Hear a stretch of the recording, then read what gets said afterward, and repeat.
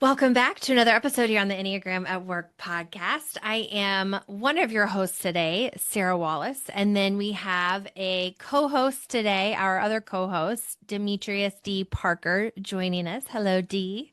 Hello, hello, hello. And today, actually, Dee is going to let us know what we're talking about. We're in the middle of a series, I guess, ending this series. And what are we getting into Well, today? today is going to be the 4, 5, and 9. So if you ever wonder why some people, retreat into their thoughts, their feelings, or even to a space of peace, right, and quiet when things get tough, today we're going to be diving into that space with the 4, 5, and 9. Yeah, and I think these types can sometimes be misunderstood. I think there's misconception and myths about all of them, but I think because these types can be more in their head or their feelings than some of the others, there is so much going on that we may not see on the outside, which can lead to assumptions and misunderstanding these types. So this will be a good one for our four, fives, and nines, hopefully maybe validating you. And then also for the rest of us to kind of understand what might be going on that we're just not seeing on the surface. So, if you haven't already, we have done an episode on 378, which assertive, or we call it kind of the high energy type. We did the 126 group, which is sometimes called the compliant or dutiful group. These types tend to be really focused on kind of group cohesion. And then today, talking about kind of the withdrawn, and we'll talk about why they are called the withdrawn stance. Yeah. I guess we go at why are they called the withdrawn types? Well, I would say it's because they seem to, at least from our perspective, they seem to retreat uh when things are happening, right? And so I would say for fours. So fours, they kind of their core strategy of withdrawing is into their emotions and their identity. And so they kind of go back into that space of where they're feeling from an emotional standpoint. And so folks see that, and there's a theme that comes up. However, I would say with that though, their superpowers from coming out of that or coming out of that space is depth, authenticity, creativity, um, which all things that I think we all love. And at Uh-huh. the same time, there is that blind spot of, they can overly identify with what's missing or their emotions, and then it can feel like envy or sometimes even melancholy. Um, and so that's what I would say before is something for to be aware of. An example of that would be, tend to be otters, some leaders, or everyday folks that bring that uniqueness, but also sometimes isolate. A lot of folks, and I don't know for sure. So, and I'm not great at typing. But some people say Taylor Swift is probably a four. I Uh, agree. I think so too. I think it's either I hear people really stand firm on type three, but I think mm, she is so elaborative and descriptive with it's not like I'm sad. She's like, I'm down bad crying at the gym. And I think that's one of the gifts of the four is that ability to be incredibly empathetic and in touch and story tell through emotions. So yeah, I'm with you. I'm with you. yeah. Um, so anyway, so that's what I would share right now about the four. Um, yeah, what are your thoughts about let's go in order. Yeah. What do you think about five? Yeah, so I like that distinction about how each withdraw, but kind of into different inner areas. So four is the emotions, and then the fives, striving to feel detached or really wanting to be self-sufficient, capable, competent. They will withdraw into their thoughts. And I think in the workplace, the feedback that I hear about fives, or fives will say, this is how people get me wrong, is that they do spend a lot of time thinking, analyzing, observing. And so they're actually really engaged, but it's all happening in their head. They're not necessarily like emotive with their hands or their facial expressions. It's all happening in their heads. And so rather than maybe confront someone who they might disagree with or offer an initial idea or opinion or, have an opinion on something else, before they do that, they're going to kind of check in with themselves. Like, what do I know about this? What am I seeing? What do the numbers say? What's the data say? It's not what do I feel, it's what do I think? What's the information telling me? They are the type that tend to think feelings are not facts. Show me the data, don't give me the drama kind of energy. And so they will go within and kind of put all of these data points together and can be really creative problem solvers because of that. But on the outside, they can be experienced as aloof, disengaged, cold, robotic.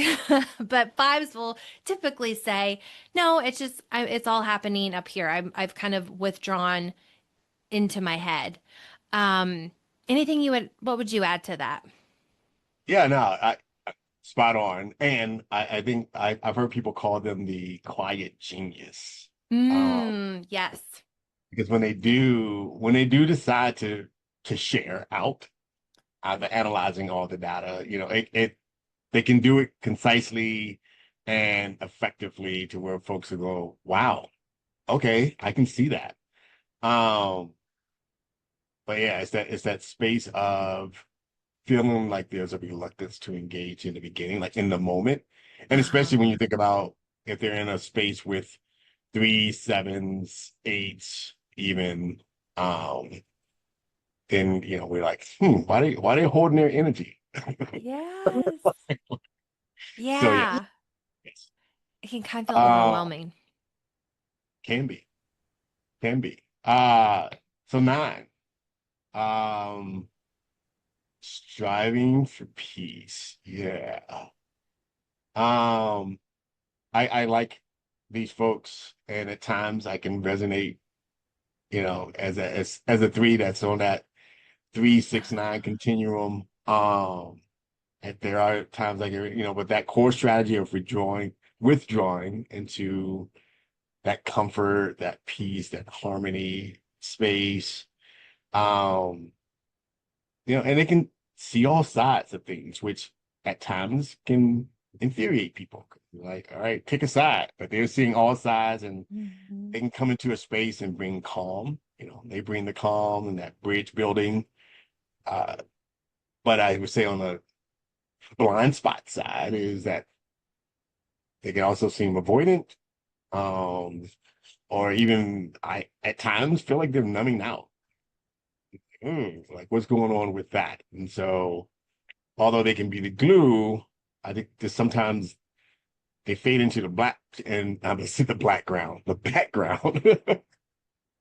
They fade into the background. Um, and then it's almost like they're not there, which I Uh-huh. think sometimes then they get upset because they feel like they're invisible. But I feel that it's kind of like a creature of their own creation, right? Yeah, like Like they, self-inflicted. yeah, it's like you did this. Like no one called on you because typically you don't say anything when they do call on you, or when you do say Yeah. is, I agree with what you said. Like I tell people, like if you want to go to lunch, don't ask a man to decide where you're going Right. because you know they'll be hungry. If you ask them, you hungry? They'll say, yeah. Where you want to go? Wherever you want to And that, go. I think most of the time they mean it. It's like, I They mean it really too. Yes, don't that care. they Yeah. do. And I think that that can be hard for some of us who have such strong opinions about almost everything. And it's like, no, where do you want to go? Or what do you really think? And I think one of the things that the rest of the types can do to be a supportive teammate is to just take them at their word. Like, okay, you really don't care. I mean, at times they might need to be pushed for important things, but picking the lunch spot probably isn't one of those times. So just like, okay, You say, okay, exactly. But with that, I will say still ask still ask. Yeah. because that's what I think what I've heard from folks that have that non-strategy is that people start to take that for granted and then they just stop asking. Mm, yeah. And then we're dealing with a whole different set of issues Yeah. when we don't. So I would say still check in to say, hey, but just kind of have the thought of more than likely they're going to say wherever you want to go. And that's Mm-hmm. at Yes. times.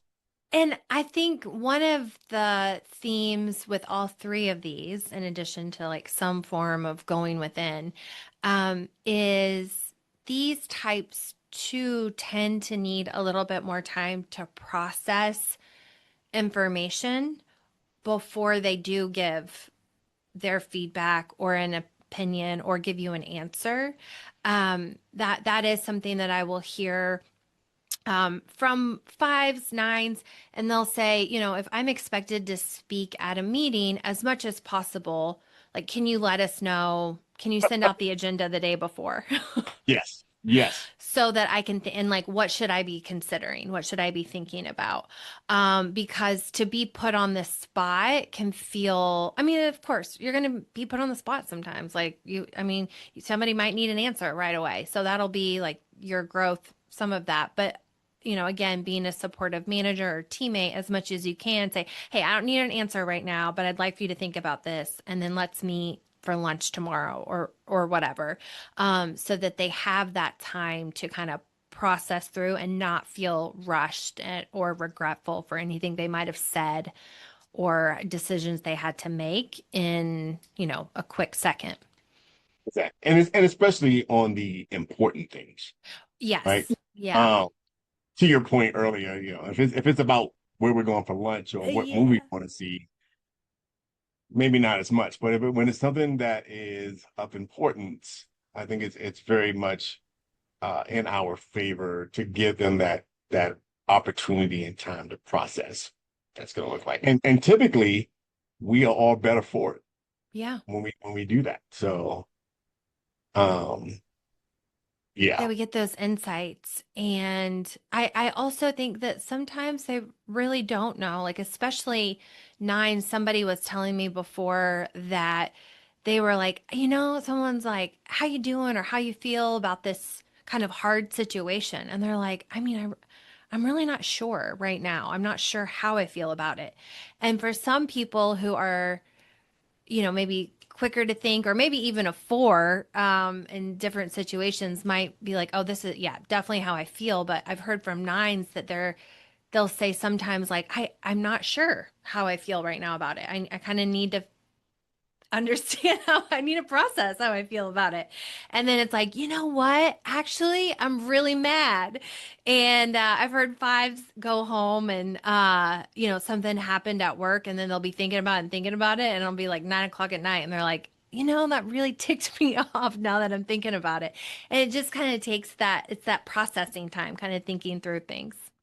I'm laughing at the fact that you said now that I'm thinking about it. Yeah. Yeah. You're asking about a feeling, and then they're like, oh, now that I'm thinking about it, I can tell you, Yes. that I had to put some thought into how I was I feeling. think I think about how I feel. Yeah. Oh, but I will tell you, as a three, I can resonate with that at times, which is why threes and fives can sometimes get confused. Mm-hmm. If I can, Mm-hmm. be like, I ain't got time for feelings. But yeah, so I feel that a lot of times that also comes from a safety standpoint. Like, do they feel safer with the internal, like there's more control than the outside? So, what are your thoughts around that? Yeah, that's a great point because I think for fours, it's the fear of not wanting to be misunderstood or the desire to be understood, but just not trusting that anyone will get it to understand them. So it's like I'll kind of keep that inside. Um, for the fives, I think it is, um, you know, just I think that they're so factual and so like data driven that it's sometimes I just wonder like does this matter how I feel about this right now? Like what does this contribute? Going back to that like facts, feelings are not facts kind of thing. So who cares how I feel about this? And then nine's kind of worrying about, rocking the boat. And Yep. yeah, and I do think too that fives do have a desire to be self-sufficient and they kind of expect others to be self-sufficient. And so I sometimes can see them worrying, well, if I'm over here, saying too much or getting too much in the feelings or sharing too much, then I'm going to have to like reciprocate and I'm going to have to listen. It's like I don't want to do like I don't want to do that. So I don't know. Those are some things that I kind of see. Would you add anything to that? Um, yeah, no, I actually like all that. I guess I have more, maybe more so of a question, which is, Mm. or challenge to with these three, which is, when does that withdrawal become disconnection? Mm. Because I don't think that's the intent, Mm-mm. but there are a lot of times that is the impact. And so I wonder for them if they can delineate the two and understand like, hey, when am I just being withdrawn because I need to, get some more clarity or I need some calm or whatever that may be, versus when they're doing that versus I am disconnected. Like Yeah. I'm not here. That's a really good question. So if you are a four, a five, or a nine, I think that's a really good one to ask yourself.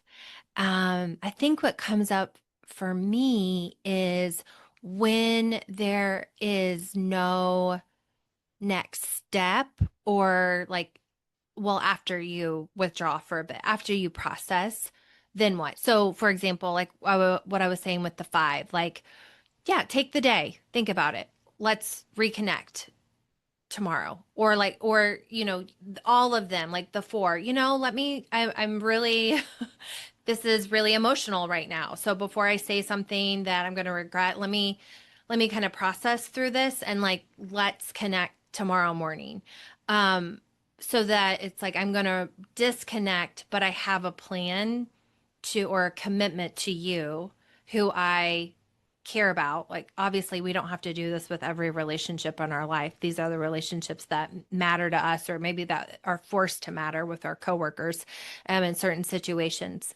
But that's what comes to mind for me is do it, disengage, but then have some sort of plan to come back so the other person isn't just left hanging. Mm, yeah, it's interesting because as you said that word disengage, and maybe this is like my three in this space of coming in here, but I'm wondering, is it truly, are they disengaging? Because, you know, are they disengaging or are they just in a moment where they are still engaged, but in their own way, right? 'Cause to your point, Mm-hmm. I'm engaged, but now I just went internal so that I can stay engaged and actually just do the things that I need to do so that when I share, because I think a lot of times we think of engagement as uh from a verbal standpoint. Like we think about engagement like, are they saying something? I didn't hear We're them saying it, doing something. but doing Yeah. something. And even that doing, even when you say they're doing. I think those of us who are, especially I would say, just owning in that assertive, high energy space, we think of action as this external thing that we can see. But there's also, if you think about it, thinking is an action, right? So thinking is an action, and that's what they're doing is taking some time to think about it from their perspective. They could still be engaged. And I'm only saying this because maybe it is a reframe for us as Mm-hmm. we are engaging with these folks, to understand how they engage. That, Mm. when they do it externally and verbally, that's them meeting us where we are. And are we reciprocating that? And so Yeah, again, that's a great point because it might just seem for the other types that they're disengaging. But to your point, it's like, no, I'm very into this. I'm just doing it differently than I'm you. just doing it differently, I'm right? just doing And it differently. so, Yeah. which again, I think brings us back to that challenge question that I asked, which is when is when is which true, right? When is it that you are, I'm going to call it internally engaged, and when is it that you've truly become disconnected? Because I think that's the issue for those of us that aren't operating in that space is sometimes we don't know the difference. And so, yeah. So that's where I'm at with that. It's just trying to think about what would that look like, and maybe at some point, and when we sit out this episode, the four, fives, and nines can chime in and say, "Hey, here's what this looks like. Here's what it looks Yes. like when I'm internally engaged, and here's what it like when I'm truly disconnected." To give us all some insight into what that looks Yeah. like. Well, and too, we're kind of talking about it as a something to kind of navigate around or understand, but this can also be a huge benefit in certain situations for the other types to lean into. For, the four. How am I really feeling about this? Like, let me really get in touch with like beyond mad, sad, happy. Like, I'm disappointed. I'm embarrassed. What is that I'm actually feeling? For the fives, before we just jump into action, maybe let's take some time and think this through. Or um, rather than being, like chaotically anxious and being unproductively productive or productive, you know what I mean? It's just like, hey, I look like I'm productive, but actually I'm busy. There's a difference I'm between busy. busy. Yes, that's what it is. Exactly. Yeah, Exactly. unproductively busy. Yes. Um, it's like, well, what would happen if I pulled back or disengaged or withdrew, slowed it down a little bit? Um, and could that actually be more beneficial, more productive? So I think this is it can be a something that the rest of us can pull and lean into in certain Oh, for sure. situations. Oh, for sure. I know for me, it works to my advantage when I can. Again, like I said, as I'm on that continuum, it's very beneficial for me when I rest over to that nine. And again, Uh-huh. when I'm doing it in an adaptive way. Because I've also done it in a maladaptive way, right? Uh-huh. Yeah, When I'm in a let's talk space about where, that real quick. Yeah, yeah, how well, because the okay. seven goes to a five and three goes to a nine and can use it in both ways, of course. So Mhm. what does adaptive and maladaptive look like for you with the nine relationship? Ooh. Wow. Okay. So vulnerable moment. All right. So Let's okay. channel our inner four and get Yeah, in yeah, yeah. touch. No, Yes. no, no, no. Right, right. I can do that. I can get over there. That's my Mhm. neighbor. Uh, so I'll share it in a story. So when I first was introduced to the Enneagram, um, the way it was introduced to me is the folks that introduced it to me, they thought I was a nine. And the reason why they thought I was a nine is because they had seen me maladaptively go to that space. So when interacting with them and things got what I would probably consider just too chaotic, or it was, so this group of people are a group of very intelligent people. Um and at the same time, and you may have seen this before, like when you get a group of very intelligent people and everyone has their own way of thinking about things, right? Things can get very chaotic and intense. And I typically don't mind that.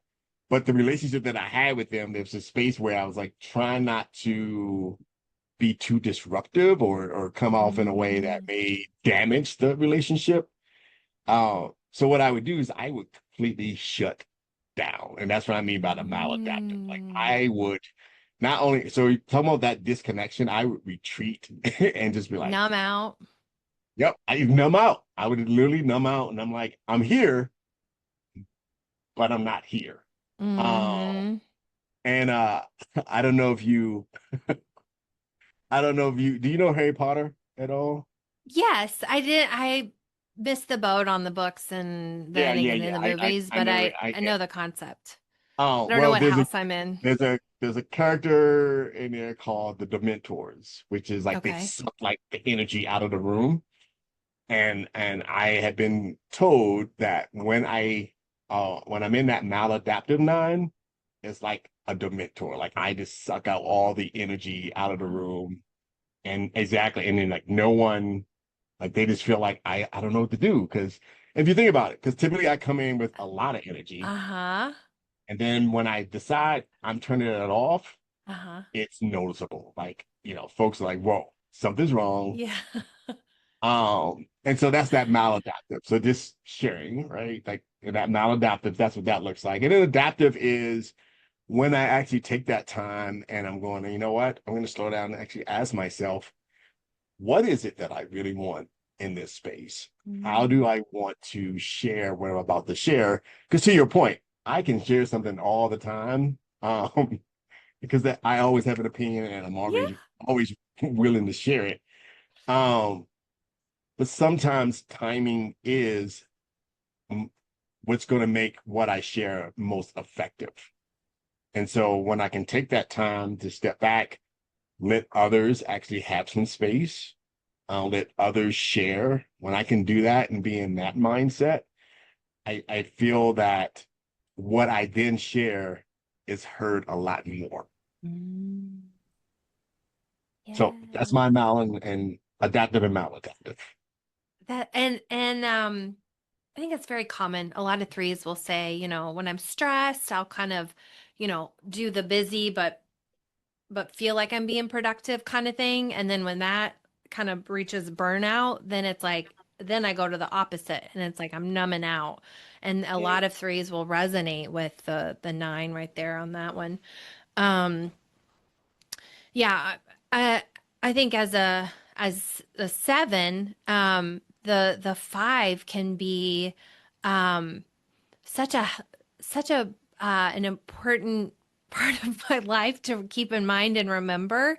So, there's kind of one side is, oh, paralysis analysis. You think. You need to jump into action. Action creates clarity, which I do believe, and that can be great advice.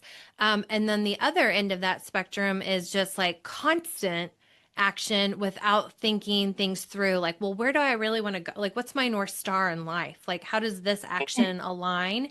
And so when I can pair that with the thoughtfulness of the five and not what feels most exciting and most fun, but what is the information? What is my budget? What do my bills? What does my like, What's what do my my budget? what does my Google, search numbers say like that's actually working, not, what feels the most exciting. So there's a balance there for sure, but there's a lot of power in the five that I kind of lean into. And when sometimes though all the options that are available or that I want to be available as a type seven, all the exciting things and ideas, and I can just kind of turn into the Tasmanian devil with ideas and things, adventures, and then it's just so overwhelming that I'm like, I'm not looking at my phone for the next 3 days, and I completely, disappear. So Hmm. it's kind of to your point. Um, so, that is also kind of interesting to think about and something to reflect on if you're not a 4 or 5 or a 9, just to think, oh, do my types touch this in one of these three types, and what might I need to, what could I take away for, the betterment, my growth from one of these types. Yeah. And really quickly, I just want to take a moment as you were chatting, I was also thinking about the terminology that we're using. So I know we're using the terminology that's borrowed from the awareness to action when we say adaptive and maladaptive. Because I Mm. know there might be some folks are going, what are they talking about? Um, and so just quickly with that is that we choose to use that terminology versus what you may hear in replace of that is healthy, unhealthy. Mm. Um, Hmm. and so we operate from a framework of we're not doctors and we don't want to pretend like we are. So we don't want to diagnose someone as healthy or unhealthy. And if you do that, we're not we're not shaming you, blaming you, or anything like that. It's just that we've made a conscious choice not to use that terminology, at least not to intentionally use that terminology. I know sometimes it does come out, but from an intentional standpoint, we choose to use adaptive, maladaptive. So I just wanted to give Yeah. a call out to that. Yeah, I think that's important. Because uh you're right. Like, we don't know the healthy versus unhealthy. And also I like it because it's kind of, it makes it seem like, well, it's the same energy. There's just an intention behind it. So you can use it this way or you can use it this way. Maladaptive, adaptive versus healthy versus unhealthy. I don't know. It feels like, I don't know, like there's You're like sick. something wrong. Yeah, There's you're something wrong. sick. Yeah. Yeah, no, right? Is yeah, So, no. Again, it's one of those things where it's like, well, can I get a shot for that? Is there yeah. medicine? What should, Uh, what should I be taking? I was doing a workshop today about that, and I was sharing, and I think we've used that same analogy because it's a great one in the awareness and action space of like, the hammer, right? The hammer can be used as a tool, but it also can be used as a weapon. So, right. So are Mm-hmm. we building with it or are we destroying with it? Oh, Um, yes. and that's what for me, it's a great framework to be like, okay, in this space, what were my intentions? And then, of course, what was my impact? And did I destroy when I came into that space? Mm, Which, of course, if I built something, great. And if I destroyed something, that means I'll probably owe some folks, an apology. hmm.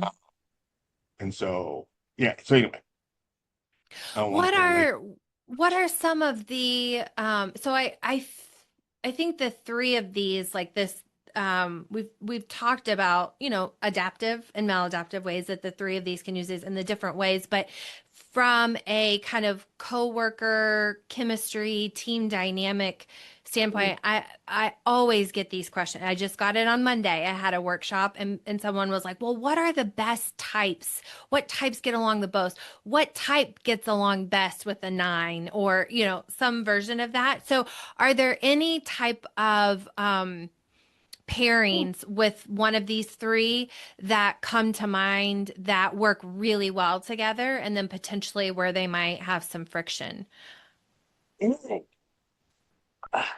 See, that's a hard one because I think, first of all, we're people. And I think we all can get along with each other when we're in our adaptive spaces. So that's why it's kind of I'm like, oh, that's a hard one. And so, but with that, if I had to think about it from that perspective, I would probably say um probably like five, and this is going with the stereotypical. Sure. But I would think fives and ones um can really work really well together. Five ones and eights actually, when I think about that. Um, And what makes and you that say is, that? and what made me say that is that being able to not necessarily tie the emotions into and bring the facts, right? So being able to be concise when they're ready. So when fives in that adaptive space, when they're just sharing the things, eights are gonna love that, right? Eights Hmm. typically like, yes, thank you, right? Thank you, thank you. Ones, same thing. and especially if it fits into their morals and ethics and in that space. Probably also threes, because threes, we also like data when it's going to help us to get something done. Uh-huh. Um, so again, and I guess when am sharing this is right now, we talk about getting along, it's probably when we are in that adaptive space. Um, I would say fours and twos, right? Because they both have that that empathy. They're both able to dive into those feelings, and do all those things. So I think that is a really good pairing. They get along really well. Um, Again, especially when they talk about the emotions, because they can go Mm-hmm. on in that Yeah. space forever. But it, and then who did I say? Oh, nines. And so it's funny. I think everyone gets along with the nine. Oh, it's seriously because they make everyone feel good because Yeah. they don't push against you. So whatever your thing is, they're Uh-huh. like, yeah, sure, Yeah. right? And they can see the good stuff, even when there's some bad stuff. They're the ones that they can be like, yeah, I can see how that, but keep this in mind too. Yeah. So they make you feel good. You're just like, all right, I give me more nines. And I've heard that a lot. And I have my son, we feel has operates in the nine strategy. Um, and I see just how people gravitate to him. Um, and because he makes you feel good. And that's why he's good at what he does. He's a personal trainer and life coach. And people Well, come to him and they're yes. like, hey, right? And they leave like, oh, D makes me feel so good. Mm-hmm. Versus Mm-hmm. he like, I'm sitting there sometimes, I'm like, all right, here's the data, and here's what we're doing. And he's like, slow it down, Dad, slow it down. Yeah. So, Yeah. Oh, that is true. I see that for sure. Another pairing that a group came up with on their own, two team members, one was a four, one was a seven, and they had mm, shared what they really appreciated about each other was, I think both of those types specifically can struggle with the mundane and snooze fest routine, structure can sometimes feel stifling. And so I think they could work really well because they don't necessarily need what's our 5-step plan. It's like, oh, like we'll kind of collaborate. But to that point, then the caution is making sure there is some sort of plan to get to the final goal or whatever that might be. Um, and then another seven had said, I'm not that deep. Like my four coworker will be explaining how they feel and are so upset about something. And I'm like, oh my God, I feel so shallow. Like I've never thought about this situation like this. But that can be really good for the seven who sometimes just wants to put a positive spin. So to your point, when we first kind of talked about this section, any type can get along really well, and then any type can butt heads, and it can be at any point in the day, on any day. You're working well, and then you're button heads one minute. Um, but that was a pairing. Something that I've heard from a one is that they love and appreciate the nine's ability to go with the flow, but sometimes they will say it's frustrating because it is so clear, like right and wrong. And then they're willing to be like, well, but they weren't thinking, they were having a bad day, or there's all this context and gray area, which ones can do, but a lot of times they're a little bit more kind of standing in conviction. This is yeah, the line. And then the other one that has come up recently that we've talked about the dynamics is the five and the six, which have so many similarities. But what they had laughed about themselves around was how steady and I mean, kind of robotic, but in a really like, hey, listen, let's not get overly worried, stressed, excited here, where the five's coming from. And, the six also appreciates a lot of the things that the five does. So there, that can be a great pairing. But if they're feeling anxious or something goes off track or not according to plan, they can get reactive, maybe a little bit more emotional, and it can feel overwhelming to the five. So then you kind of run into a friction in that dynamic. Um, so those were just a couple that I thought about that came up this year. Oh But yeah, you no, could do this with any pairing. well, exactly. No, you can. And at the same time, it was interesting to me, and I was waiting for you to say that word, which was anxious, when you were talking about the five and the six, because I was like, automatically for me, when I think about those two together, I'm thinking, oh wow, anxiety fest is what. No, no offense, but and that's what came to mind. Um, and not that they're always anxious, but there's that tendency to have that, or at least feel that when you're around them. Um, and then when you're talking about the four and the seven, the other thing that I was thinking about that pairing is why they would get along was around that creativity.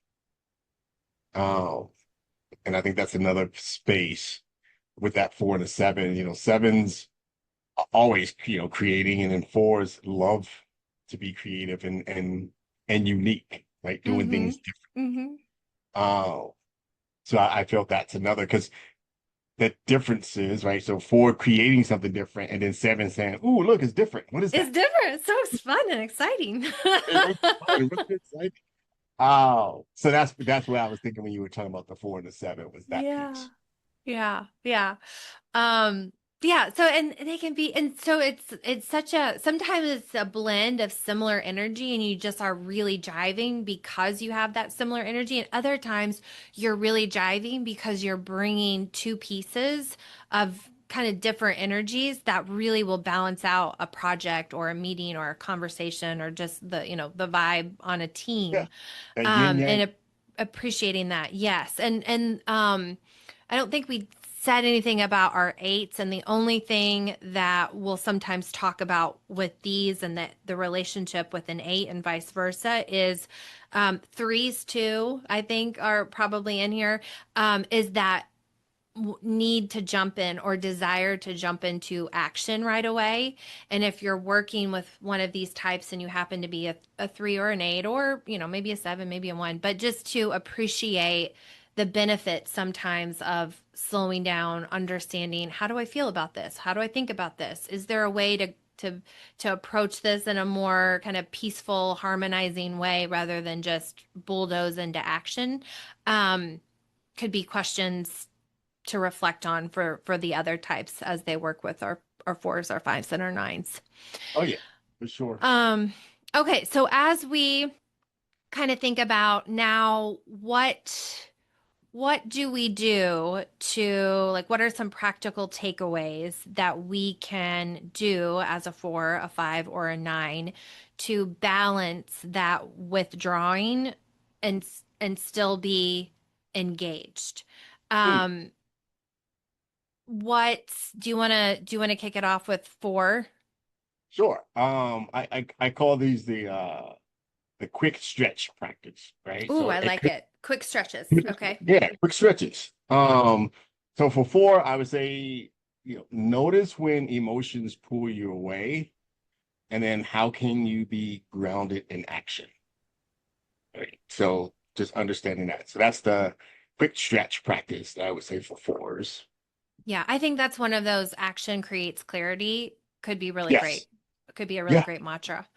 I like that one. Um, for fives who love to observe, gather, collect information, data, and then analyze it again, um, thinking about or asking yourself, okay, how much knowledge is enough? Because you could search and search and search and analyze and collect all, I mean, forever. And then also considering, and this is kind of that vulnerability piece, I think, for a five, where you share something before it's complete. So to make it more collaborative. I I'm think sorry. fives get a reputation for being loners, not team players. And this could be a really tangible way to be seen as a team player by sharing the research that you do have, the knowledge that you do have before it is entirely complete, and allow others to maybe contribute to some of that research. Have them be a part of that. Exactly. It's interesting you said that, and I was being a little condescending earlier when you said for files to share something before it's complete, because that is typically not something that happens. It's And I'm like, not. oh, I'm like, oh wow, what a concept. Because we share all things and we don't have to have any data. But Yeah. with that, what I would also share for files, a good reason to do that from a serious standpoint is also um it gives the team a feel of collaboration. Um, and so especially if you are a five leader and you want to have that space where you're like, I want to make sure they have all the information, you know, as a five leader, and I mean, I say this to all leaders, we don't have to know everything. And it actually works in our benefit sometimes when we do pull the team in and let them share their knowledge and expertise in those spaces. So that's what I would add on to that piece. I really like that. Yeah, that's And a then good one. um and then nines, um, and I think this is said a lot to nines, so it may not seem like something they haven't heard before. But again, like I said, sometimes some things can seem like common knowledge, but is it commonly practiced? So a quick stretch practice for nines, I would say, is speak up before consensus is reached. Right. So don't just sit back and wait for consensus to happen and then say, yes, I agree. But actually, let us hear your thoughts, your feelings and your concerns before consensus is made. Yeah. And I think sometimes one thing that feels good to even me sometimes, I'm, don't want to rock the boat, don't want to say something to upset somebody, but just say, obviously I don't have the full picture maybe right now. I'm open to changing my mind, but at this moment, 3 o'clock on a Thursday, this is where I'm at. Even, that I think gives you the nine or any of us who might struggle with that enough of that, hey, here's what I'm thinking, so others know you're engaged, you have an opinion, but also saying, hey, but I'm changing my mind, if you think I'm wrong. And I'm open to it. Oh yeah. And they truly are. They really And are. it's Yeah. um so yeah, so that's what I would share with that. And then as you were just speaking, I was like, I hope in this episode that as we discussed these styles, that we've kind of touched on both sides. Again, um, the adaptive strategies of when we can truly value what they're bringing, as well as the maladaptive of how we may be feeling. And so, just in case we haven't, I maybe want to share like some reframes uh, Mm-hmm. from the other side. Meaning, so for fours, if we're working with fours, the reframe that I would say for those of us that work with fours is um, to see that we benefit when fours go into their internal sorting process and not see that as rejection, right? Mm-hmm. They're not rejecting us. They're just saying, hey, I need to go deeper Mm-hmm. um, than what's currently here. And then, that's not about us. And I think that's Mm-hmm. where we can get stuck as human beings, because a lot of times we love to make things about us, Yes. um, even when it's not about us. And Mm-hmm. so that's what I would say, a reframe for the fours. From a five reframe, I would say that if we could recognize that the five isn't uninterested in what we're doing, they're just simply protecting their limited resources, right? And so what they're doing is saying, okay, I don't, there's a lot of energy going on around here with feelings. I don't have that right now. And so I need to protect what I do have so that when I do contribute, I can contribute in an effective and meaningful way. Yeah. Because I think that's what they're, that's part of what's happening. And then with the nines, I would say the reframe would be that we invite the nines into a space so they can use their voice and their perspective instead of assuming that their silence means agreement, Mm-hmm. right? Because that's not true a lot of times. A lot of times their Mm-hmm. silence is just, hey, right now I don't either feel safe, comfortable, or whatever that may mean in that moment for me to share. And so to ask ourselves, are we creating a space that they could feel comfortable to do that? Like if we want them to share, if we want to hear their voice, which I think most of the time we do, Yeah. then are we creating that space for that to happen? Yeah, that's a big one because sometimes nines will say, sometimes I do have an opinion on something, but I just wonder, is is this the battle that I'm willing to have right now? And no, Exactly. I don't have the energy, so sure. Smile and nod. So Well, if I mean, we could make it not feel like they were on trial, would they be more open to sharing? yeah, on trial or contention is the word that I hear a lot. Like, Okay. you know, Yeah. so yeah. Yes. And then so I have found, and I'm curious just in your like career working with the Enneagram, I mentioned before we started and I've mentioned this on the podcast multiple times, but fours and fives and sevens, but definitely fours and fives tend to be the least common on a team. But that doesn't mean you need to hire a four.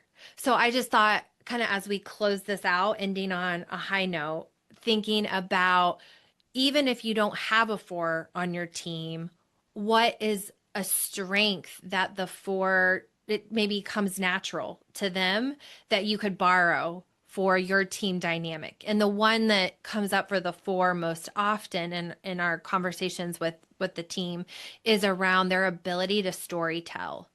Mm. And especially sales teams will, who, no surprise, threes, eight, sevens, who even fives, here's a data packet of why you should buy our product. And it's like, no, I love this. And some people love it more, but it's like, what's the story that we can put around that? And, even, threes and eights, hey, let's just get close. Let's just close it. Let's push hard. But what if you slowed it down and told the story about, whatever, or we're influential that way, and you actually ended up getting to the sale quicker because you were so dang influential with that story. So that's one kind of, I guess you'd call it like an energy or just a tends to be natural for fours because they are so in touch with feelings. They tend to be great storytellers. Um, Anything come up with you? Anything come to mind for the five? I have some thoughts, but I don't want to monopolize Yeah, the no, no, no, list. no. Yeah. I would say for fives, and I think as I was thinking about it, I think it seems very stereotypical, but it is that fact of, and you make fun of you make fun of that, but it is them bringing that knowledge, Uh-huh. um, bringing that, you know, being open to doing the research. So again, someone who's going to be there to say, okay, do we have all the data? Do we have all the facts? Do we have the things? And because it goes back to me when I think about having them on my team, uh, as that three that loves to be in front of folks and sharing the things to get stuff done. I love the four, and I try to lean into that space a lot of storytelling. What I think the fours do really well with that is the authenticity that comes with the storytelling. Mm. Mhm. Um, Yes, authenticity. Oh, they're gonna love that. Yes, yes, right. that's So true. I think I love that piece. And then with the five, again, as I'm trying to be productive and effective and get things done, to have the facts, to have the data that I can back up what it is that I'm saying so that it's not just a tale, right? It's not something I made up. It's like, no, there are facts tied to this. And so that's where when I think about a team and if I was putting together, a sales team to go out, having that 4 and a 5 in that space to me would help round me out to make sure that I'm delivering in a way that could touch on different spaces. Yeah. Yeah, because that's the other thing. You don't want to be too far on the other side and be like, wait a minute, where's the research behind this? Like, what is Exactly. this? What's the data that is? Yeah. The one that I was thinking is kind of aligned with that in that because they do have the data, they're not going to allow themselves or they're going to try and not have the team run away with like uh big emotions and like, oh my gosh, this is the worst thing in the world. We lost this client. This is terrible. It's like, well, they were not that we want to lose any client, but when we look at the list, they were only 2% of our business or whatever, so they're Exactly. able to add some just some steadiness, some rationale, because it can be really easy to like in that moment be impacted by bad news or even good news, and then you're off the charts on in a different way. But I think fives have a really have a strength of being able to ground the team and steadiness and let's think through this logically, and not stress ourselves out either way and just look and see what really the story is and we'll let the numbers tell us what that is. Yeah. I And like then for the nine, mine was I it's like so many of us, it's like, oh, this is my idea. I'm so excited about this, or this is what we should do. It's so clear. This is the right thing to do. And I do love and appreciate and not that nines have the monopoly on this, but they do kind of slow the team down to bring everybody else along. Like, well, wait a minute, have we considered how this might impact the marketing team or the IT team who's going to have to put this into place? What do they think? Can we get them in here and can they share some things so that we can get a picture of this and get their buy-in because we've also asked them? And I think that that's another way to be really influential that I don't know always gets talked about. But building consensus, making other people feel seen and heard is you're incredibly powerful and influential when you're using that for good, ideally. it. Yes. Yes. When you're using it for good. And it's interesting because for me, I agree with what you just said. I was just thinking in my journey, I've actually come across a lot of nines on teams. But the 4 and 5s are the ones. Matter of fact, so what? I've been like working in the Enneagram space now for over 10 years. And I will say in that 10 years, I've only come across six folks that operate in the style 4. Okay. Um, and that's in my workshops. Now I know 2 other 4s outside of actually 3 other 4s outside of that.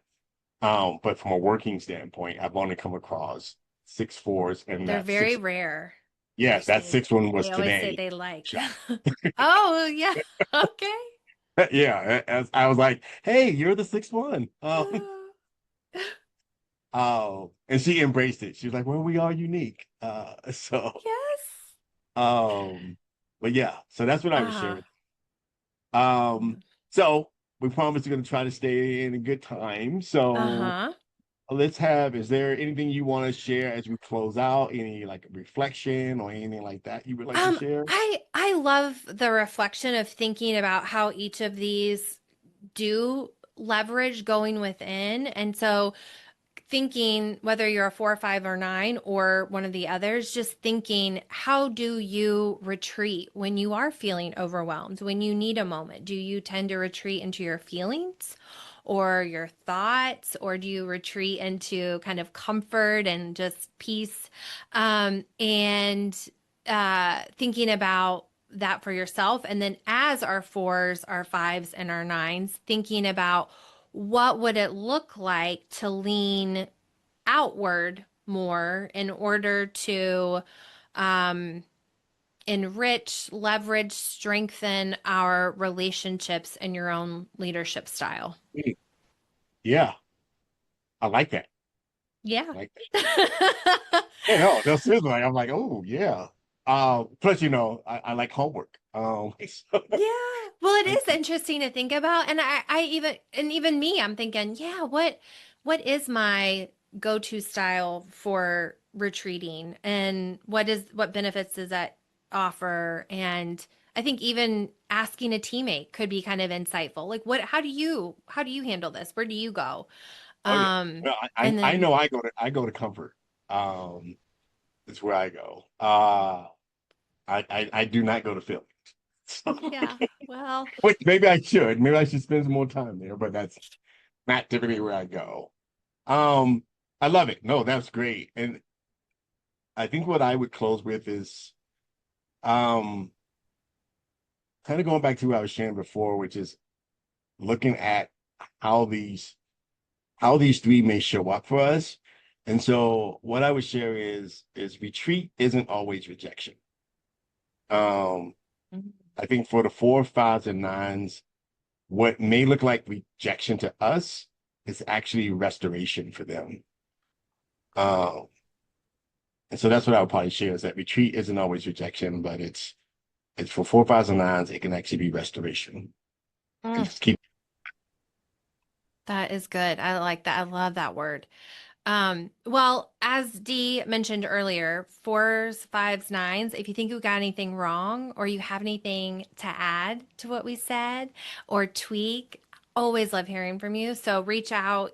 You can drop us a note and let us know um, your feedback on this at enneagrammba.com/contact and just send us a little message. And then, as a reminder, companies are closing out the year. They're already I just booked a workshop for April 2026. So companies are already planning kickoff meetings. This is what Dee and I do full time. Is bring the Enneagram to groups, talking about how these different dynamics show up. And so I'm going to invite you to check out our options. At enneagrammba.com and consider bringing one of us out to your team, either as a end of year closeout, kickoff retreat experience, or just if you're kind of navigating a particular situation, bringing together a remote team, going through a merger. I'm trying to think of some other specific examples that have come up, but yeah, I'll speak. I think I can speak for us both when we say we love doing this, love yes, sharing the yes, yes. Enneagram.